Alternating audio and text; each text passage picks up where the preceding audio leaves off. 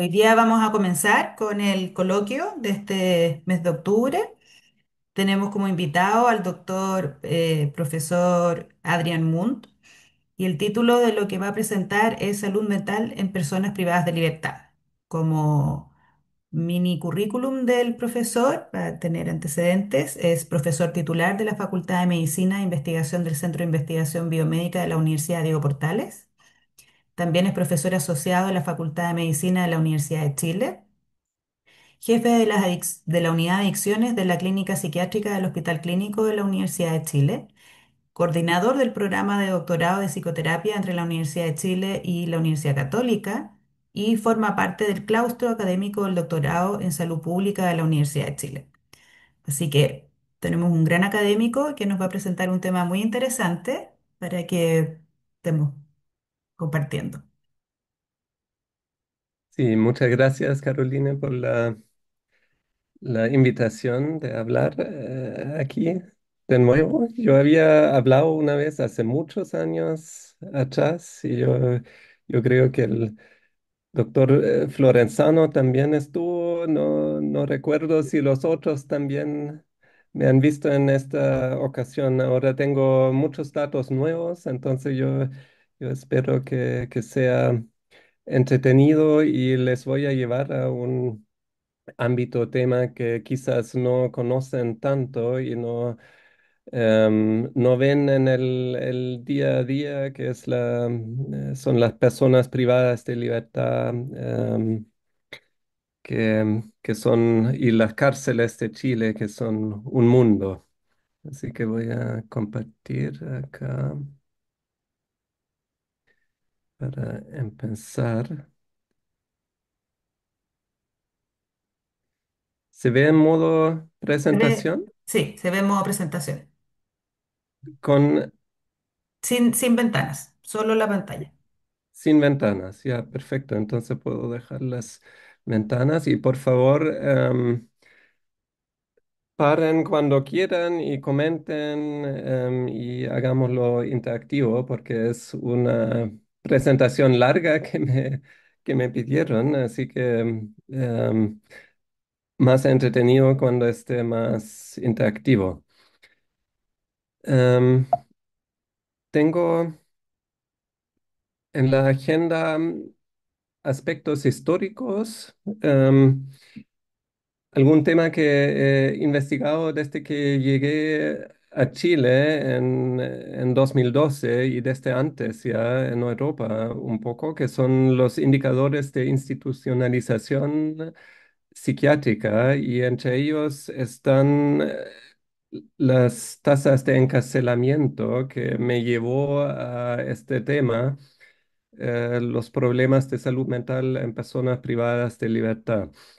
Y también voy a hablar un poco sobre el sistema de psiquiatría forense en Chile, donde hicimos un mapeo de servicios, que es algo novedoso que no hemos publicado todavía. En lo histórico, quería recordar la situación antes de que se inició con la psiquiatría, que coincide con la Revolución Francesa, con la Ilustración, que las enfermedades mentales se veían como tal y como problema de salud. Antes, las conductas anormales fueron normalmente sujeto de reclusión, y ahí se dividió, digamos, en conductas de enfermedad y conductas más criminales, que eran un problema legal, y llevaron a dos distintas instituciones que se fundaron principalmente con la Revolución Francesa y de ahí sucesivamente en los distintos países de Europa, que son las cárceles en un lado y los hospitales psiquiátricos al otro lado para las personas con más necesidad de salud.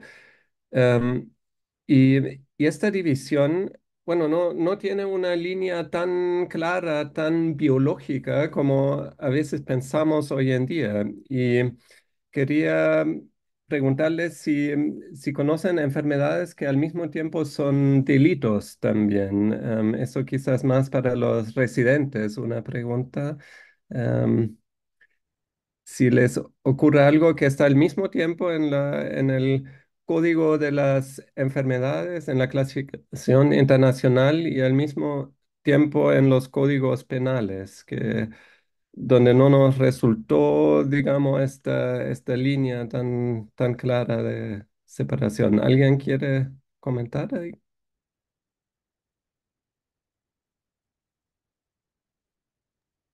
¿No? Parece que están un poco tímidos. Están silenciados todos. ¿Puedo hablar o no? Ahí. Sí, Por supuesto, sí, por No, que favor. por definición el diagnóstico de psicopatía o de sociopatía en clasificaciones posteriores son personas cuyas acciones dañan a los demás y a veces ese daño es constitutivo de delito. De tal manera que ahí se junta el diagnóstico de enfermedad mental y el que son conductas penadas por la ley, con cárcel o lo que sea. Eso. Sí, sí. ¿Y otros más? ¿Dónde? Ahí les voy a... bueno, un gran tema es el consumo de drogas ilícitas, ¿ya? Que al mismo tiempo ahí quizás la enfermedad que más frecuentemente tratamos, que al mismo tiempo constituye un delito con todos los problemas que eso significa para las personas afectadas, que frecuentemente tienen contacto con el sistema judicial, criminal también, ¿ya?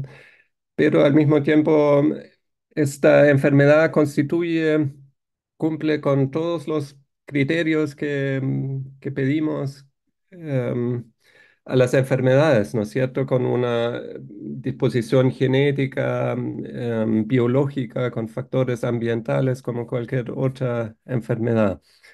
Después tenemos la pedofilia también, que es delito y al mismo tiempo enfermedad que tiene tratamiento. En Berlín, por ejemplo, hay una ambulancia, un policlínico para eso, con inyecciones mensuales. A veces este tratamiento se vincula a alguna condena alternativa, ¿ya? Porque al mismo tiempo constituye un peligro para las personas, los niños en este caso. ¿Ya? Ahí tenemos lo que mencionó el doctor Florenzano, la psicopatía, que después en las clasificaciones ahora entró como el trastorno de personalidad antisocial, donde las conductas delictuales son parte de los criterios diagnósticos. ¿Ya? Em, a veces no se manejan bien estos criterios para el trastorno de personalidad y se ocupa este término de antisocial para cualquier persona que tenga contacto con el sistema criminal. Por ejemplo, cuando uno escucha la radio, etcétera, se ocupa como sinónimo, pero no es tan así. Es un término médico que em, requiere también conocimiento de los criterios y que tiene tratamiento también. Y el otro que quiero recordar con eso, que los trastornos mentales son en parte por lo menos constructos sociales que no son estables en el tiempo.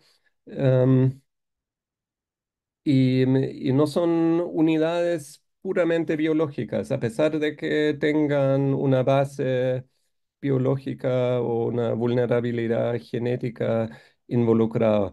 Ahí un ejemplo muy notorio es la homosexualidad, que era delito en casi todo el mundo. En Chile hasta no tanto tiempo atrás, 1999, en los Estados Unidos se legalizó de forma sucesiva porque son federación y tienen leyes distintos en cada estado y sigue ilegal en aproximadamente 60 países, que conlleva muchos problemas de derechos humanos para las personas y también formaba parte del DSM y, y fue eliminado en 73 del DSM y más tarde del CIE en 1990. Hoy en día casi em, impensable para las generaciones más jóvenes que eso formaba parte de estas clasificaciones. Em, la fundación de la psiquiatría em, que coincide con la Revolución Francesa. Allí se nombra frecuentemente Philippe Pinel, el médico francés que escribió la primera nosología de las enfermedades mentales y fue el director y fundador del primer hospital psiquiátrico en Bicêtre. En Chile también se nombró un hospital psiquiátrico en Putaendo, según él. Y él es como considerado desde la medicina el primer médico especializado como el fundador de la especialidad psiquiátrica. Quiero recordar que también el sistema penal em, vivió un cambio profundo con el cambio de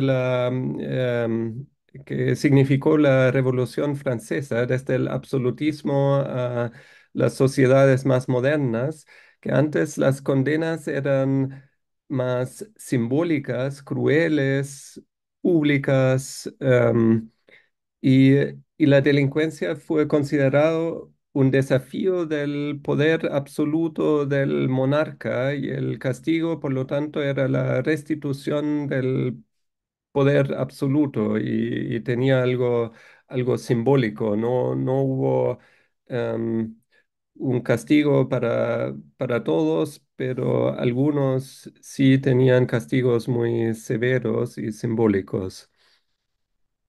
Cuando Allí Michel Foucault escribió mucho sobre el inicio del encarcelamiento en, en su obra Vigilar y Castigar y mostró este paralelo en el desarrollo entre la psiquiatría más institucional con los sistemas carcelarios. Y allí describe también una invención de James Bentham, el panóptico, un par de años después de la Revolución Francesa, una estructura arquitectónica que aplica frecuentemente a las cárceles y los hospitales psiquiátricos. Ahí, desde un punto central, es una arquitectura para vigilar. Uno puede vigilar la estructura entera arquitectónica y la idea era que el público general podría entrar y apoyar en vigilar a las personas en necesidad de supervisión. Las, los hospitales psiquiátricos del siglo XIX, grandes, fueron construidos del mismo principio, con un punto central para vigilar, frecuentemente dos alas simétricas para hombres y mujeres, y tenían este principio arquitectónico. Em, Ahora quiero mencionar otro hecho histórico que es la hipótesis de Penrose del año 39 del psiquiatra inglés Lionel Sharples Penrose, que era también epidemiólogo y matemático, y publicó por la primera vez la hipótesis que haya una relación inversa entre el número de camas psiquiátricas y las tasas de encarcelamiento. Y eso lo investigó en 18 países europeos antes de la Segunda Guerra. Después se olvidó esta hipótesis, no fue muy citada hasta el año 2000, hasta que Stefan Prive desde Londres empezó a retomarla y investigarla. Y el contexto era que en los años 20 del siglo XX ya había iniciado reformas psiquiátricas y estos asilos grandes que habían crecido mucho, empezaron a reducir el número de camas y de internos. Y él avisó en esta dirección que podría haber más encarcelamiento si eso sucede. Y lo que hicimos en mi equipo y con un postdoctorado acá fue investigar esta hipótesis en datos longitudinales en Sudamérica. Eso fue el primer proyecto de investigación que he realizado desde acá y, y vimos em, como parte de de una evaluación de las reformas psiquiátricas y estas coinciden con el año 1990 en Sudamérica, que fue un poco desfasado en comparación a Europa, cuando los países se comprometieron a construir psiquiatría comunitaria y desinstitucionalizar a los pacientes y eso conllevó que los países empezaron a reducir el número de camas psiquiátricas disponibles. Acá se ven las tendencias entre 1990 y 2011-12 en los distintos países y vimos que en el mismo tiempo hubo un aumento muy importante de las tasas de encarcelamiento acá, liderado por Chile, pero también países como Uruguay, Brasil han aumentado muchísimo el nivel de encarcelamiento desde niveles que eran parecidos a Europa. Pero las tasas de camas psiquiátricas estaban ya desde antes de las reformas muy por debajo de Europa después de las reformas. Entonces se bajaron de un nivel mucho más chico. Y, y nosotros cuantificamos estos cambios. Se ve que Brasil eliminó más camas psiquiátricas, casi tres de cuatro, y también triplicó la prevalencia de personas privadas de libertad en este mismo periodo. El país que menos cambió las tasas de camas, menos aumentó las tasas de encarcelamiento. Y vimos allí una relación significativa, es decir, que dónde y cuándo se eliminaron más países, más camas psiquiátricas, subió más las tasas de encarcelamiento. Este coeficiente fue 5,2, es decir, por cada cama psiquiátrica eliminada promedio en estas 2 décadas en Sudamérica hubo 5,2 personas adicionales privadas de libertad. Esta, esta publicación en JAMA Psychiatry fue eh, muy recogida por la prensa, por la agencia de prensa Reuters, porque en los Estados Unidos tienen un problema tremendo en este sentido. También tienen tasas de encarcelamiento muy altas y tienen un sistema de hospitalización psiquiátrica en el sector público que es bastante precario por el nivel de ingreso que tienen allá. Entonces, em, produjeron acá un artículo que se difundió en muchos órganos de prensa en muchos idiomas en el mundo. Em, Acá les muestro un, em,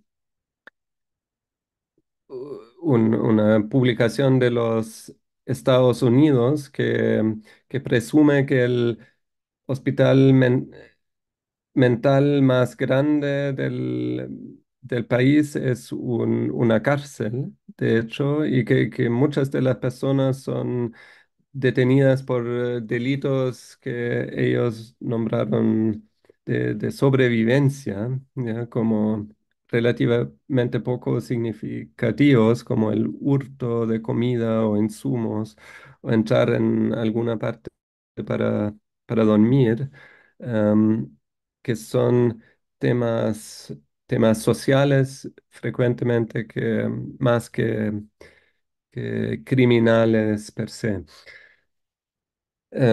Y probablemente una forma muy ineficiente de lidiar con estos problemas sociales.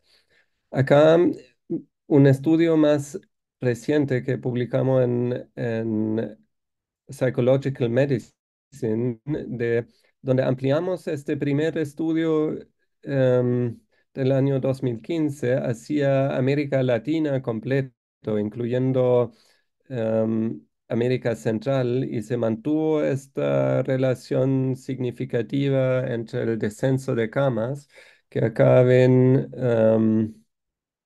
para toda la región de América Latina, y el aumento de encarcelamiento. Y acá ven que muchos países de Centroamérica, acá la mayoría en la derecha, hay otra escala, ¿ya? Eso es un nivel de escasez de camas, ya menos de 10 por 100.000 habitantes, es considerado una escasez severa, pero igual imitaron esta política de eliminar camas psiquiátricas. El único país que tiene una curva un poco distinta es Colombia, que aumentó camas de un nivel muy, muy bajo, pero desde el año 2005 más o menos, tienen una tendencia en la dirección opuesta. Pero todos los otros países eliminando camas psiquiátricas, y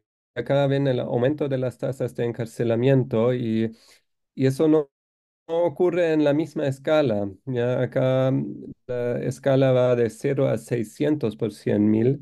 Ya, va en una escala muy, muy elevada. Acá ven en la derecha El Salvador, que es el país donde explotan las tasas de encarcelamiento.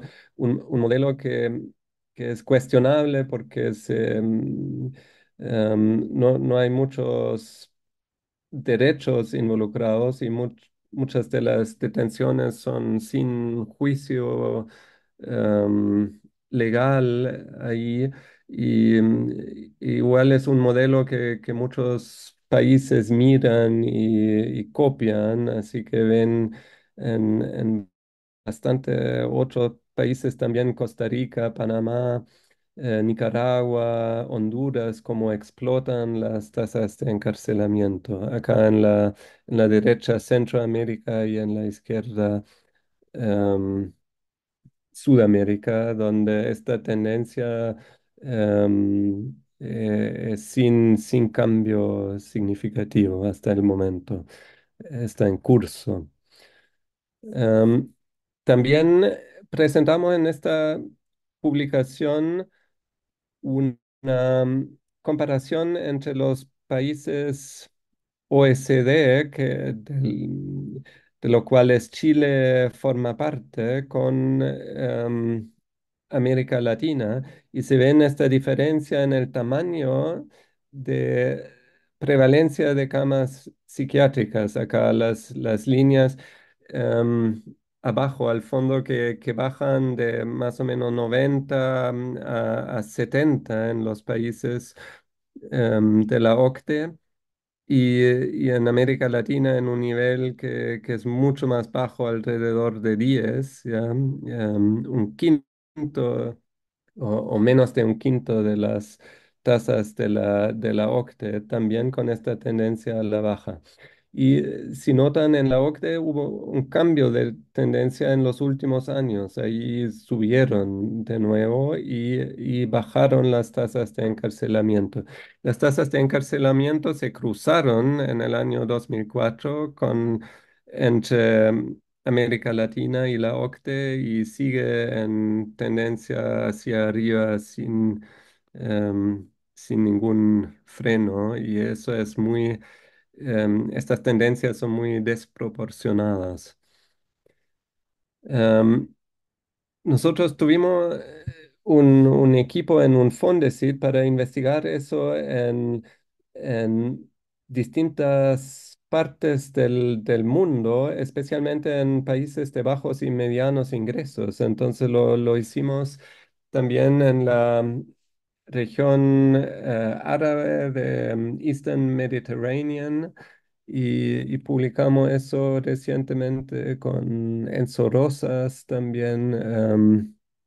Y, y, y también se ve esta tendencia de la eliminación de las camas psiquiátricas de un nivel a la izquierda bastante bajo también, y un aumento de las tasas de encarcelamiento promedio, pero no una tendencia tan clara y una tendencia a la explosión como en América Latina, pero también un desequilibrio en tamaño. Y lo que hicimos acá por primera vez es introducir una razón de prevalencias entre personas privadas de libertad y camas psiquiátricas, una cosa osada, porque eso podría no gustar a todos relacionar estos dos indicadores para digamos, como un indicador de desarrollo que permite desarrollar sistemas balanceados, ¿ya? Y ahí vemos que el factor entre tasas de encarcelamiento y camas está muy disparado en muchos países, ¿ya? En muchos países es más de 10 y ahí em, si uno ve la cantidad de personas con problemas serios de salud mental dentro de las cárceles, está claro que la institucionalización hoy en día de personas con problemas de salud mental tiene que pensarse desde las cárceles. ¿Ya? Las camas psiquiátricas ya tienen un rol muy pequeño en comparación. Entonces nos interesó también qué problemas de salud mental efectivamente tienen en las cárceles. Cuando yo llegué a Chile hubo muy pocos estudios en América Latina. Realizamos el primero de prevalencia en personas que, que llegaron consecutivamente al sistema penal. Acá les muestro una cárcel en Alto Hospicio, que es una cárcel concesionada que refleja un poco esta fantasía que tiene la sociedad de mandar a las personas a la luna y que nunca más vuelven. No, no están así. Estas cárceles son sistemas muy, muy dinámicos. Entran y salen todos los días personas, ¿ya? De alta y nuevas detenciones de prisión preventiva adentro que se puede revocar en cualquier momento, muchas condenas cortas, entonces una constante puerta giratoria, ¿ya? Y acá tenerlos literalmente en el desierto y en la luna no se ve mucho, digamos, esta misión que también Gendarmería tiene declarada de favorecer la rehabilitación de las personas y reinserción, que es una función muy importante de las cárceles, aparte de la seguridad de asegurar que nadie se escape al fondo, con la cual cumplen en general. Es esta la otra misión muy grande y ahí hay mucha deficiencia todavía.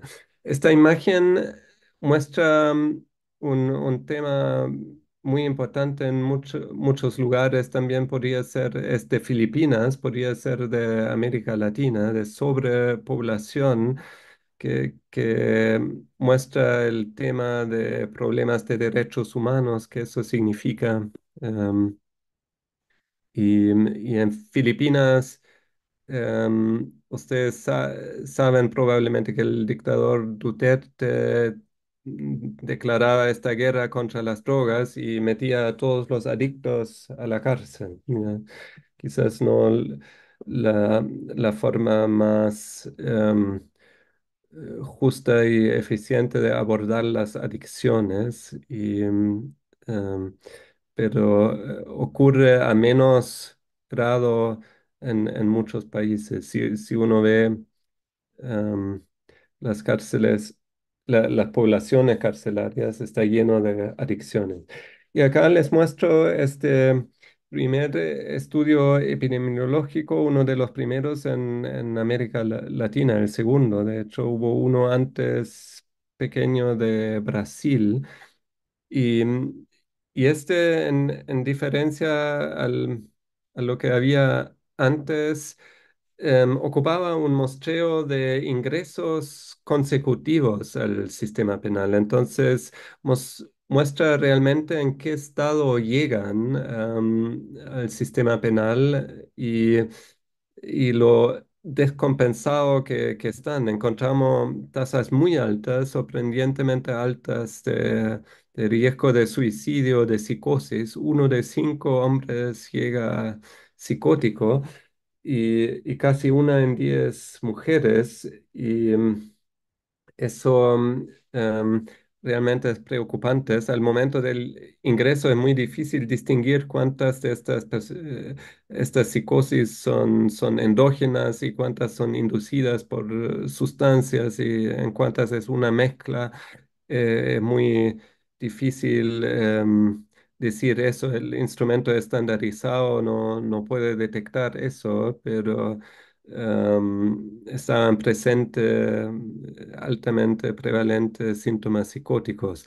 El otro que está muy presente son trastornos de personalidad, principalmente limítrofe y antisocial, que por definición em, de los trastornos predisponen a tener contacto con el sistema. La personalidad limítrofe es la desregulación emocional que lleva a la impulsividad y más tendencia a reacciones violentas, por ejemplo. Y todo eso ocurre en un trasfondo de adicciones que también están presentes. Acá en Chile en hombres mucho más que en mujeres. En otros países no hay una brecha de género tan grande acá en las prevalencias.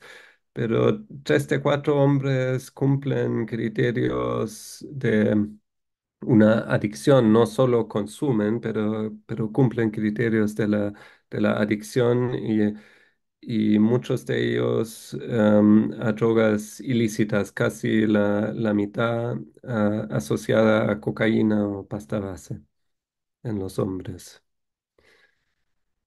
Em, Ahora, bueno, desde allá surgió una serie de artículos, eso lo publicamos en Epidemiology and Psychiatric Services y hicimos varios artículos sobre la salud mental en personas privadas de libertad acá, cómo evolucionan las depresiones mayores. Hicimos un seguimiento de un año acá y lo publicamos con una alumna de doctorado, Alicia Bayer. Em, Acá hicimos un seguimiento de 3 años de esta muestra con Caroline Gabrich y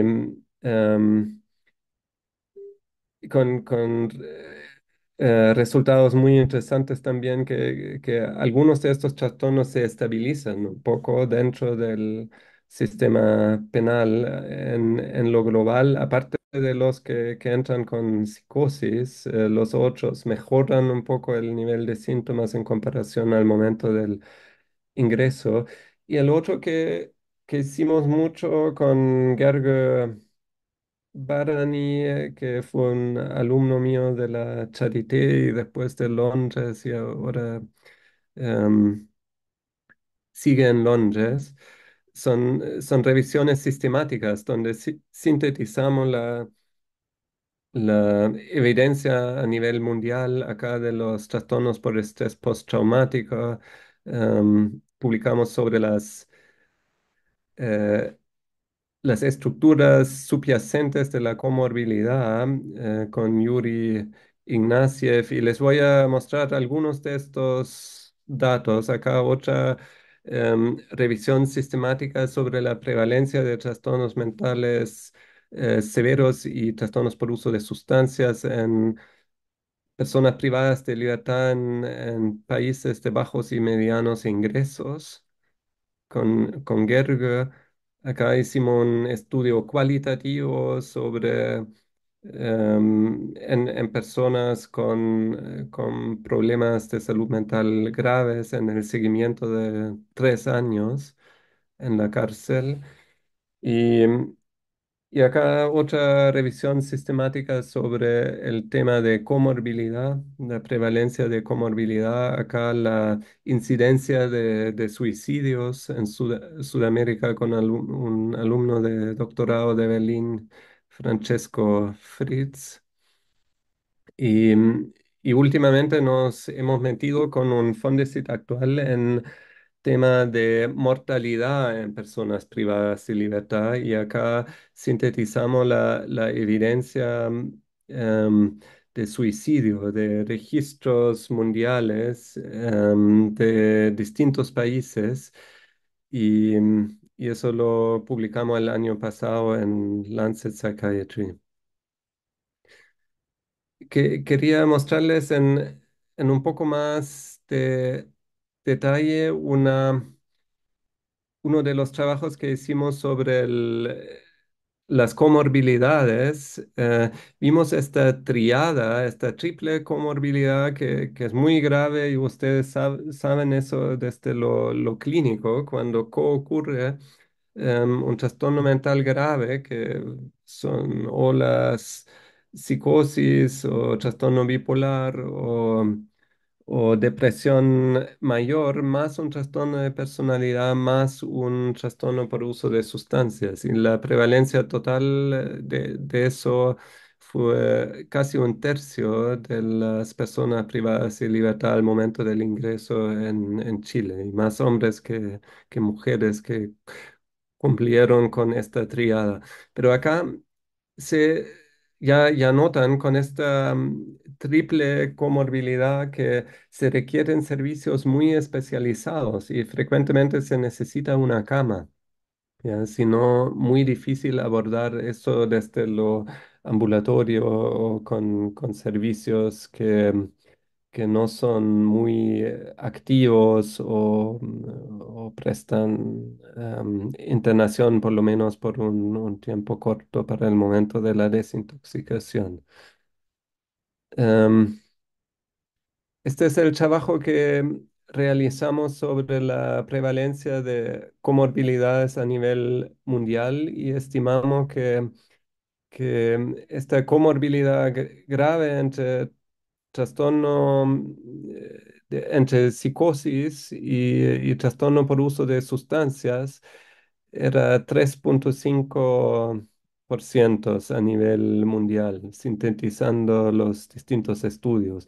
Y acá también pedimos a los autores de los estudios de mandar sus datos crudos, porque no siempre estaba publicado en esta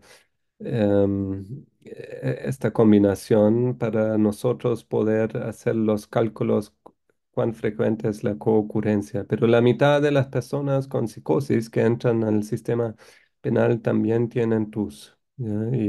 Y un tercio de ellos un trastorno por uso de drogas ilícitas.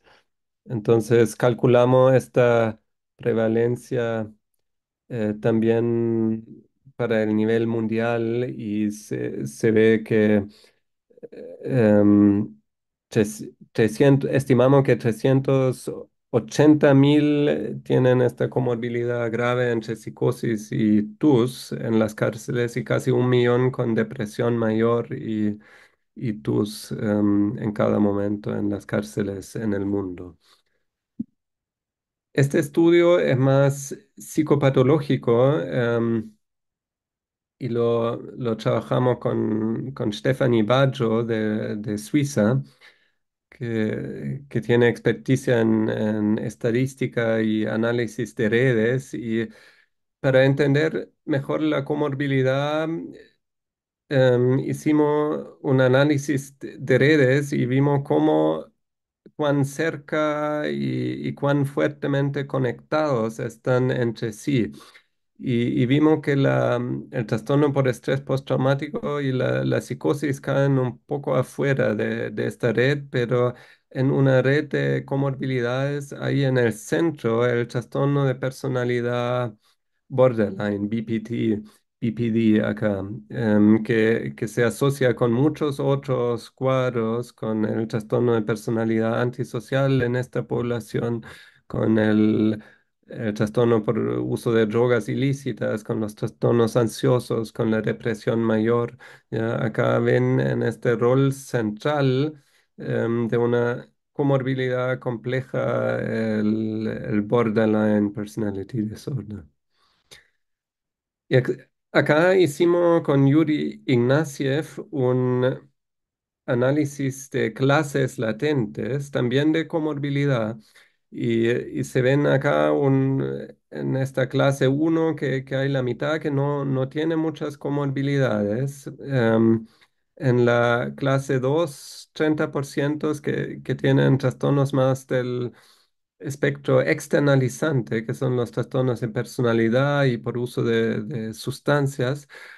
Otros un grupo pequeño en realidad que tiene más comorbilidades internalizantes, 8%, pero ellos podrían em, sufrir mucho en la convivencia que típicamente existe en las cárceles y están en requerimiento de alguna protección. Y hay un grupo de 13% que es muy preocupante que en la clase 4 que tiene comorbilidad en realidad todo tipo de psicopatología, una psicopatología muy polimorfa y compleja. Acá les muestro algunos estudios de seguimiento que hicimos. Este es el estudio que hace el seguimiento de personas con depresión mayor en el sistema penal y identificamos algunos riesgos que predicen que esta depresión mayor se mantiene y em, eso fue un trastorno por estrés postraumático al mismo tiempo y, y encarcelamiento previo, que también predicen que la depresión detectada al inicio del encarcelamiento se mantiene a lo largo de la estadía. Em, en el seguimiento de 3 años vimos que la mayoría de los trastornos tienen una tendencia a la mejoría psicopatológica. Ya llegan muy descompensados y se estabilizan un poco en el sistema penal y probablemente tiene que ver con que consumen menos. ¿Ya? Siempre hay acceso a drogas en todas las cárceles, pero hay menos acceso que afuera. En la misma población es más cara la droga, entonces consumen menos. Los únicos que no se mejoran acá son las personas con psicosis. ¿Ya? Ahí no hay mucho cambio y para ellos la cárcel probablemente no es el lugar indicado. Sin embargo, hay muchos. Em, Acá les muestro el estudio de prevalencia de trastornos psicóticos que hicimos en privados de libertad en Low and Middle Income Countries, LMIC, y se ve que son 6,2%. ¿Ya? Si ahora calculan la relación entre la disponibilidad de camas psiquiátricas y las tasas de encarcelamiento, ven que más personas con psicosis están internados en cárceles que en todas las camas psiquiátricas juntas de cualquier país.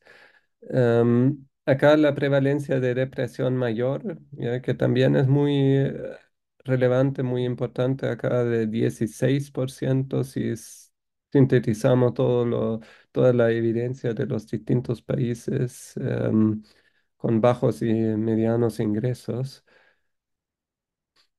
Y otro tema muy importante que trabajamos con colegas de España es ver la exposición a violencia que han sufrido las personas antes de ingresar al sistema penal. Y acá evaluamos violencia física y sexual. Y em, lo que predice también el tratamiento en en el sistema. Y eso ayuda un poco a desestigmatizar esta población un poco y verla también como víctima, no solo como victimizador. Si uno se da cuenta que 40%, especialmente las mujeres, han tenido exposición a violencia. Ya hay tasas muy altas de exposición a violencia sexual, que es especialmente grave, 19% acá. Y el otro que es muy grave son las exposiciones tempranas a violencia en la infancia. Y acá casi un tercio de las mujeres encarceladas tienen historias de exposición a violencia en la infancia. Entonces acá hay un círculo em, vicioso entre la exposición a la violencia y el delito violento em, que se modera o está mediado por trastornos mentales que aumentan el riesgo de delitos violentos, por ejemplo, las adicciones o los trastornos por estrés postraumático también. Y estos delitos violentos llevan frecuentemente a encarcelamiento y a más exposición a violencia dentro del sistema penal. Acá también sintetizamos evidencia sobre la prevalencia de trastornos por estrés postraumático en personas privadas de libertad. Y eso es el único estudio, la única revisión sistemática, yo creo, en esta población que arroja una diferencia significativa entre los sexos.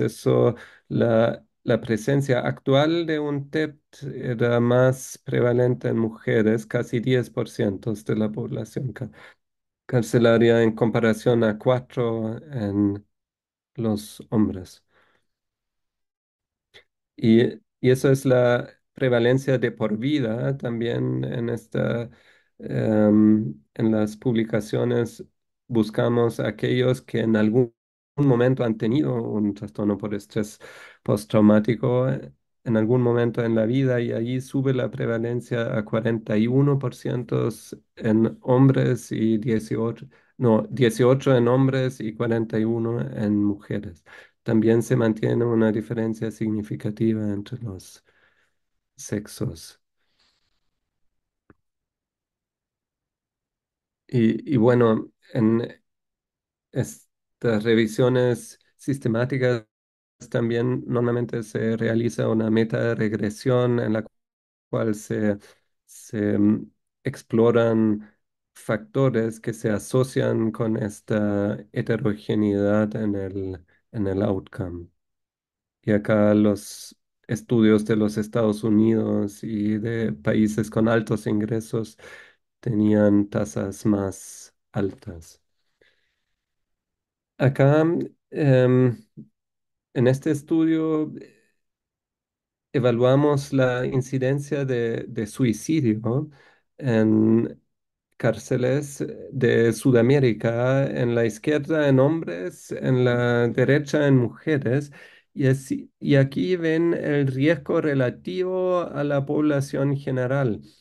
Y se ven que en casi todos los países eso es significativamente más alta la tasa en las cárceles que fuera de las cárceles. Y el otro que ven que este riesgo relativo en mujeres es mucho más elevado que en hombres. En hombres es 2 veces la tasa de la población general y en mujeres 12 veces.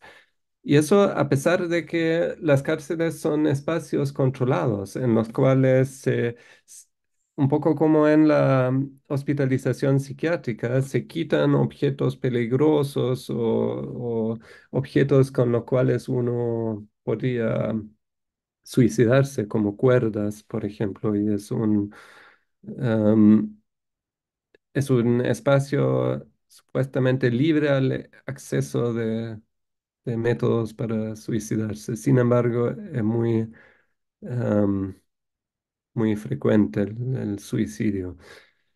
Acá vimos que hay una relación inversa con la ocupancia en el sistema. ¿Ya? Hay sistemas tan hacinados que acá, como en Brasil y Perú, em, que están tan sobrepoblados que mi teoría es que es físicamente imposible hacer suicidio en en estas situaciones, ¿ya? Donde no hay la privacidad que se requiere para efectuar un suicidio. Y entonces ahora estamos actualmente en un estudio que tenemos casi listo y lo vamos a mandar a publicación luego sobre la incidencia de homicidio, porque lo que vimos que en estos países con alto hacinamiento hay más homicidio. Hay personas que em, con el deseo de morir en estas cárceles muy hacinadas, donde no hay el espacio físico para hacer suicidio, se dejan reclutar para riñas de bandas criminales y matan a otras personas con la disposición de morir en estos conflictos. Y Y bueno, con todos los datos sintetizados de 78 países, encontramos que la incidencia de suicidio en la mayoría de los países era entre 25 y 90 por 100.000 años persona de encarcelamiento y hubo un riesgo elevado en países europeos y con altos ingresos. Y también vimos esta asociación inversa con la tasa de encarcelamiento y la tasa de ocupancia. Eh, y ahora el espejo a eso, analizando los homicidios, vimos que son más frecuentes en países con bajos ingresos y que son más infrecuentes en Europa y países de alto ingreso. Acá están los IRR, Incidence Rates, Ratios, que comparan el riesgo en las cárceles con la población general y también a primera vista ven que a la izquierda en hombres, a la derecha en mujeres, que casi en casi todos los países está elevado en comparación a la población general y en mujeres aún más que en hombres. En hombres 3 veces, en mujeres 19 veces, que tienen en la población general las tasas más bajas. Entonces ahora estamos en proceso también de, de traer a Chile una intervención que han desarrollado en la Universidad de York, en Inglaterra, que se llama Amicable. Addressing Mental Health in Custody, a Brief Learning Environment, que es una intervención a nivel de resolución de problemas que es entregable con muy pocos recursos porque ocupa monitores pares que se forman en eso. Entonces es un recurso potencialmente disponible para América Latina. Estamos en camino a adaptar estos manuales y hacer, planificar un primer piloto acá en el sistema Penal de Chile. Y esta intervención tiene el potencial de reducir conductas autoagresivas y conductas violentas y con eso la mortalidad en esta población. Y estamos en conversaciones con la profesora Perry ahí, em, y que apoya mucho que lo em, piloteamos y probamos en Chile. Em, y por último, quería mostrarles un estudio de mapeo que hicimos. Ahora sabemos ya que la carga de enfermedad es muy alta en esta población y queríamos mapear un poco con un alumno de doctorado, Lucas Weigel, que es de la Charité de Berlín también, que pasó un semestre acá. Em, Queríamos mapear los servicios y ver cuánta capacidad de hospitalización existe, por ejemplo, para los aproximadamente 60.000 personas privadas de libertad en Chile que tienen muy altas tasas de problemas de salud mental y cómo está organizado el servicio. Y de hecho, ninguno de los actores tiene esta mapa muy clara. Ahí está involucrado el Ministerio de Salud, el Ministerio de Justicia, ya, los distintos Seremi, pero nadie tiene, digamos, una visión un poco más completa o amplia de este sistema em, y falta mucho a desarrollar. Hubo un tiempo en el cual el psiquiatra doctor Gonzalo Poblete estaba muy activo en eso y estudiaba también sistemas afuera, como en Canadá, y para modelo de desarrollo para Chile y ha contribuido a los recursos que están, pero él ya no trabaja en los ministerios, hay esta alta rotación, entonces poca continuidad, y este trabajo requiere mucha continuidad durante mucho tiempo para adecuar estos sistemas. Entonces queda frecuentemente a medio camino estas innovaciones y queríamos mapear un poco lo que existe. Ahí existen las unidades de cumplimiento de medidas de seguridad, ya que son los clásicos forenses que acá se realizan en Putaendo, en el Hospital Psiquiátrico Dr. Philippe Pinel. Acá hay 70 camas, ¿ya? Y eso principalmente para personas que han cometido delitos graves, em, sin ser imputables bajo el efecto de una psicosis que directamente provocó que cometieran el delito. Y eso, em, se imaginan, estas 70 camas son muy poco para el sistema entero. Hay otra unidad en el Hospital Horvitz de 40 camas y hay las WEPI, que están más hechas para evaluación, para estadías más cortas. ¿Ya? El problema de las medidas de seguridad es que la gente se queda mucho tiempo. ¿Ya? Un problema para la disponibilidad de estas camas que siempre están ocupadas, porque la gente se puede quedar muchos años ahí si han cometido un delito grave, porque em, para darles el alta hay que comprobar que ya no hay peligrosidad aguda. Mientras las WEPI son más para evaluar a imputados y para realizar peritajes y para entregar un primer tratamiento. Acá hay un poco más de rotación y estas unidades son relativamente más nuevas. Y em, hay una unidad en Concepción más con 23 camas y el Hospital Regional de em, Temuco también tiene una UEPI de 10 camas, pero eso ya es todo lo que está em, disponible para hacer tratamientos para infractores de ley fuera de la cárcel, donde em, debería ser.